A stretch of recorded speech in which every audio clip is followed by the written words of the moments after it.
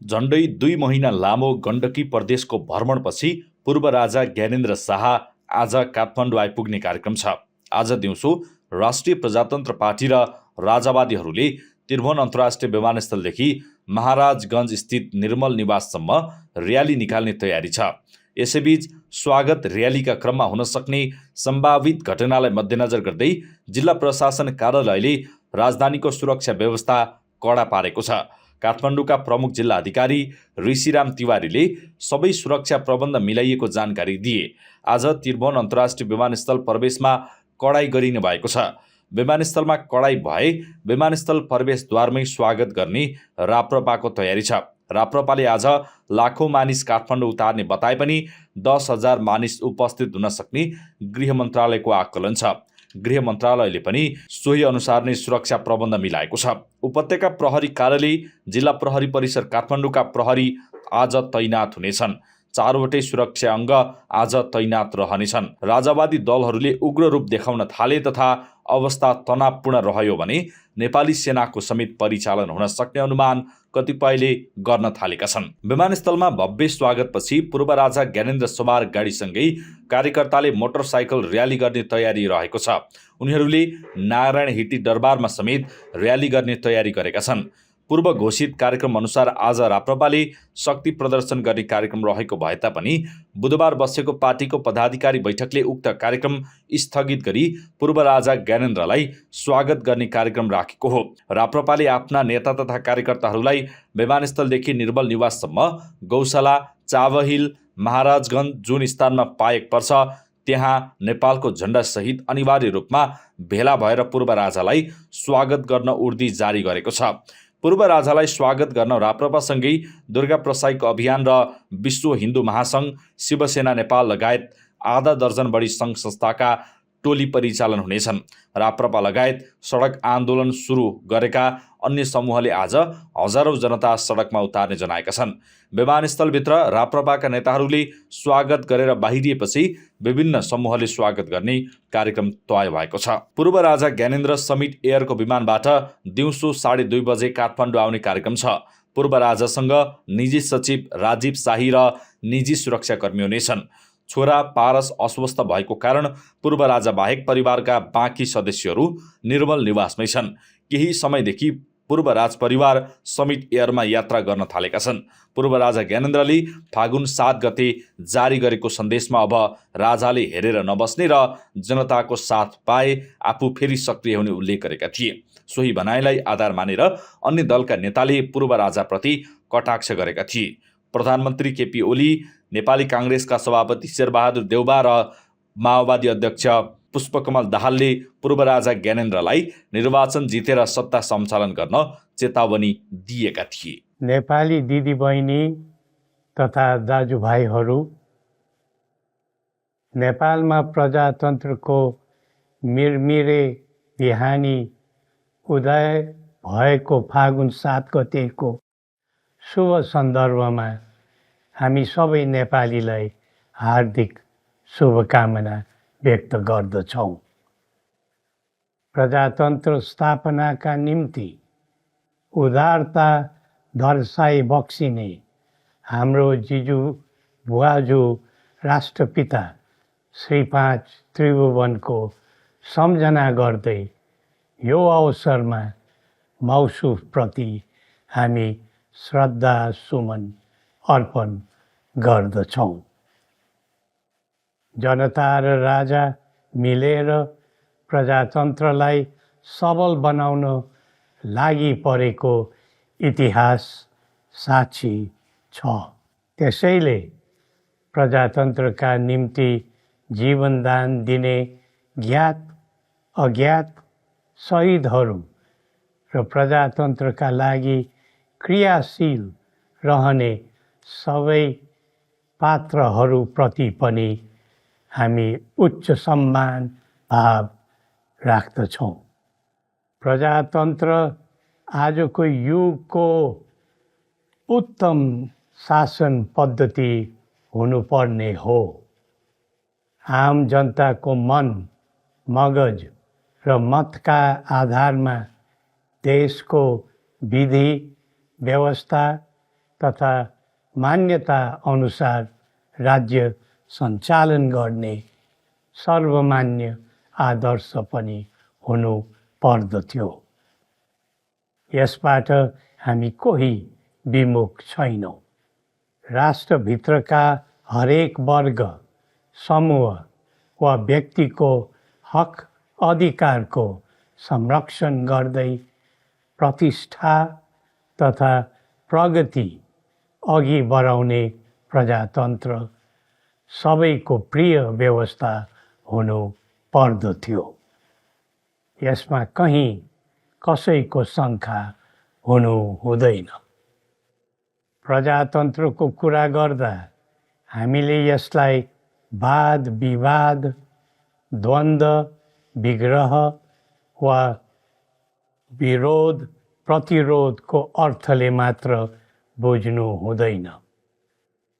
यस प्रणालीलाई हामीले समाज मैत्री र जनहितैषीको रूपमा पनि हेर्नु पर्दछ। सुन्दर शब्द, आकर्षक आदर्शले मात्र प्रजातन्त्र सार्थक हुने होइन। कर्म र व्यवहारमा प्रजातन्त्रलाई उतार्ने सेवाभाव र सही प्रजातान्त्रिक आचरण हुनु पर्दछ।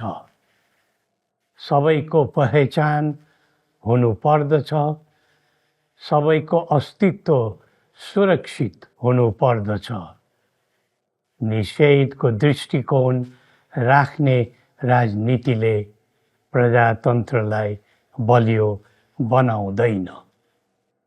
पक्ष विपक्षको अहङ्कार आफ्नै खालको स्वार्थ तथा हटवादले पनि प्रजातन्त्रलाई गतिशील बनाउनु सक्दैन।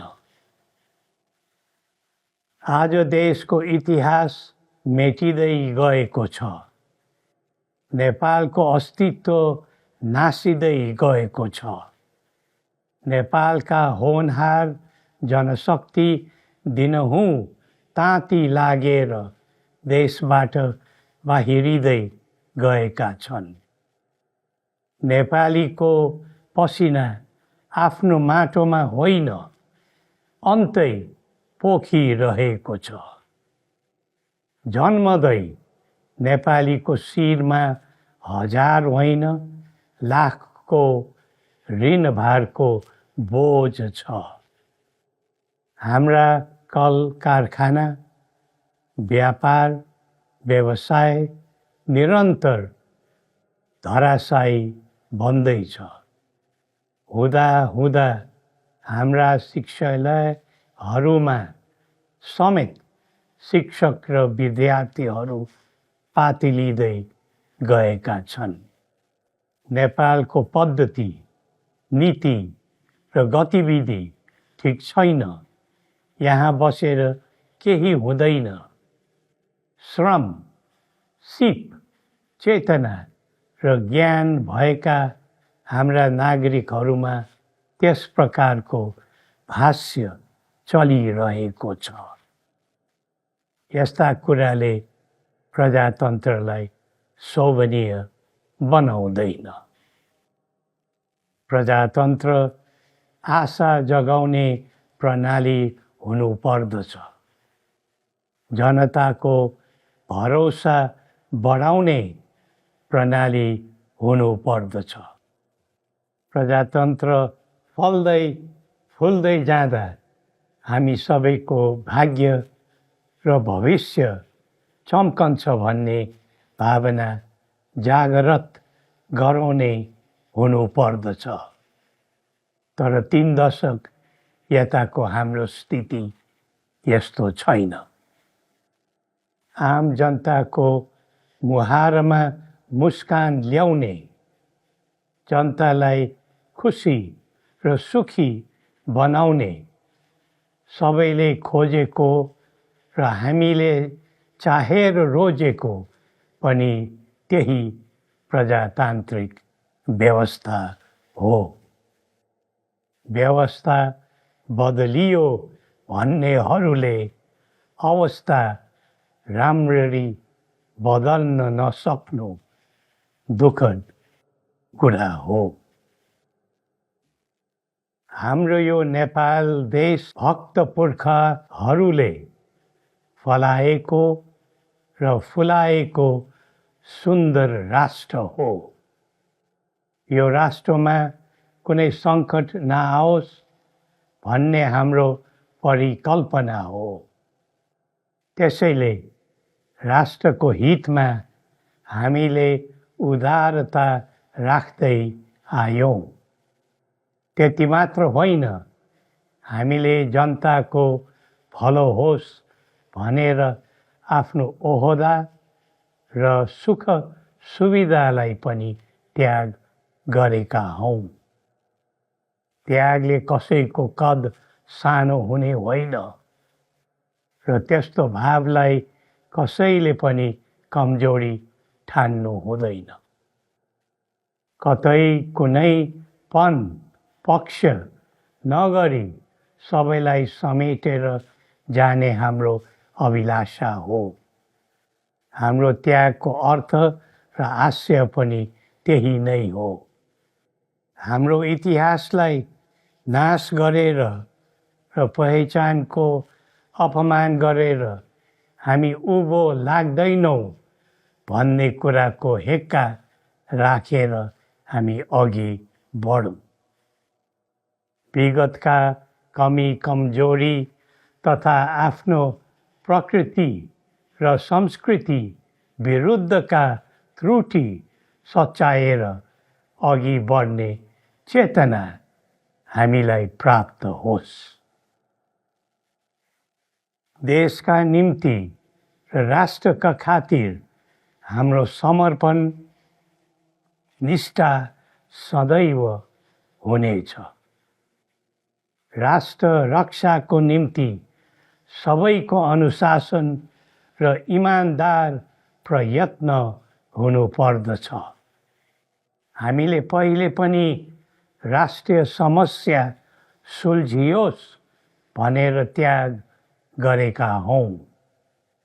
अब नेपालको उन्नतिको लागि हामीबाट अरू के त्याग गर्नुपर्ने हो, हामी तयार छौँ। अब समय आयो। राष्ट्र जोगाउने हो भने, राष्ट्रिय एकता कायम राख्ने हो भने, देशको समृद्धि र उन्नतिका निमित्त हामीलाई साथ दिन सबै देशवासीहरूलाई आह्वान गर्दछौँ।